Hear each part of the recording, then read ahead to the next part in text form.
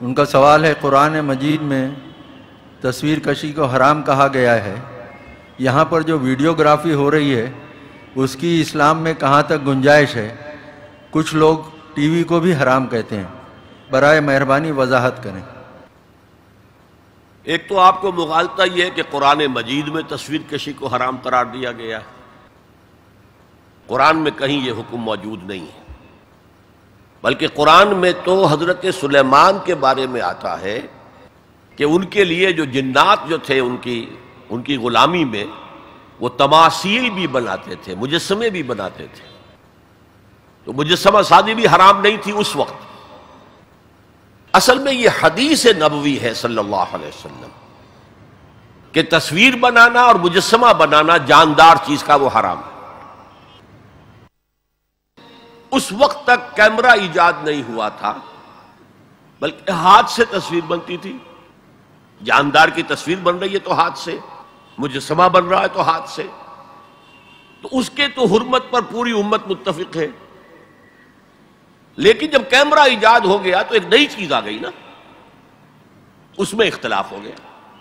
جیسے شاید آپ کے علم میں ہو، لاؤڈ سپیکر پر ہمارے بڑے بڑے علماء کا فتویٰ تھا اذان حرام ہے، خطبہ حرام ہے، اور فتویٰ کس کا؟ مولانا اشرف علی تھانوی رحمۃ اللہ علیہ کا۔ ایک نئی چیز آئی تھی، اس کے بارے میں ان کی رائے ہوئی، لیکن آج آپ کو معلوم ہے کون سی تھانوی مسجد ہے کہ جس میں اذان جو ہے لاؤڈ سپیکر پر نہیں ہوتی اور خطبہ جو ہے وہ لاؤڈ سپیکر پر نہیں ہوتا۔ تو نئی چیز کے آنے پر جو ہے یقیناً اختلاف رائے کے پیدا ہونے کا امکان ہے۔ عالم عرب کے تمام علماء کا تقریباً اس پر اتفاق ہوا کہ چونکہ اس میں ہاتھ کا کوئی عمل نہیں ہے، یہ عکس ہے، یہ جائز، علی الاطلاق جائز۔ اس سلسلے میں آپ کو ایک لطیفہ بھی سنا دیتا ہوں۔ پاکستان میں ایک علماء کی کانفرنس بھی ضیاء الحق صاحب نے کروائی تھی، پوری دنیا سے علماء آئے تھے، کراچی میں کانفرنس تھی۔ عبد الفتاح ابو غدہ رحمت اللہ علیہ بہت بڑے حنفی عالم تھے، عالم عرب کے حنفی عالم بہت بڑے، عبد الفتاح ابو غدہ۔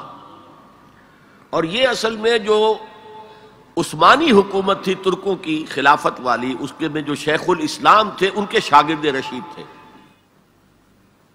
تو وہ ان سے ملنے کے لیے مولانا محمد یوسف بن نوری رحمت اللہ علیہ وہ گئے، تو ساتھ ہی دعوت دے آئے۔ وہ تو ہوٹل میں جا کر ملے، ساتھ ہی کہا کہ ہمارا وہ دارالعلوم ہے، وہ بھی آپ ذرا وزٹ کر لیجئے، دیکھ لیجئے۔ وقت مقرر ہو گیا۔ اب مولانا نے بھی اپنے کچھ لوگوں کو بلا لیا، جن میں ان کے داماد مولانا محمد تحسین، ان کے بڑے داماد، سب سے بڑی بیٹی ان کے گھر میں تھی، وہ بھی تھے۔ انہوں نے یہ واقعہ مجھے سنایا ہے، یعنی یہ نہ سمجھیے کہ یہ کہیں ادھر ادھر سے سنا ہوا بات ہے، ایک ایسا شخص بیان کرنا ہے جو اس میں موجود تھا، اور جو مولانا بن نوری کا اتنا قریبی رشتہ دار تھا، ان کا داماد، کہ یہ اب انتظار کر رہے تھے کب آئیں، تو اطلاع ہوئی کہ آ رہے ہیں، آ گئے تو نکلے باہر ویلکم کرنے کی، دیکھا کہ وہ ایک کیمرہ لٹکائے ہوئے چلے آ رہے ہیں۔ اب یہ انہوں نے محسوس کیا یہ اتنا بڑا عالم دین اور یہ کیمرہ، جیسے عام جو ہے لوگ لڑکے بالے لیے پھرتے ہیں کیمرہ، تو وہ اس طریقے سے وہ کیمرہ لیے پھر رہے ہیں۔ لیکن کیا کہیں، مہمان ہیں، کچھ کہہ نہیں سکتے۔ آ گئے، بیٹھ کر انہوں نے اپنا کیمرہ کھولا اور کہا ذرا ٹھیک ہو جائیے، سورہ اجتماعیہ، میں چاہتا ہوں ایک اجتماعی تصویر ہو جائے گروپ کی، سورہ اجتماعیہ۔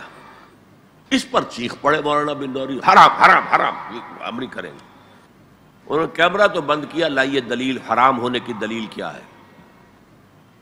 جو دلیل انہوں نے دی وہ کاٹ دی، جو دلیل دی وہ کاٹ دی، جو دلیل دی وہ کاٹ دی۔ آخر میں مولانا بن نوری کو کہنا پڑا کہ ٹھیک ہے یہ حرام نہیں ہے، لیکن یہ خلاف تقویٰ ہے۔ آپ نے کہا ٹھیک ہے، آپ اس پر قائم رہیں، خلاف تقویٰ ہے، مجھے اس پر کوئی وہ نہیں ہے، لیکن یہ کہ آپ حرام کہیں گے تو مجھے دلیل دینی پڑے گی۔ آپ خليل بالقرآن هو إمامنا على هداية الله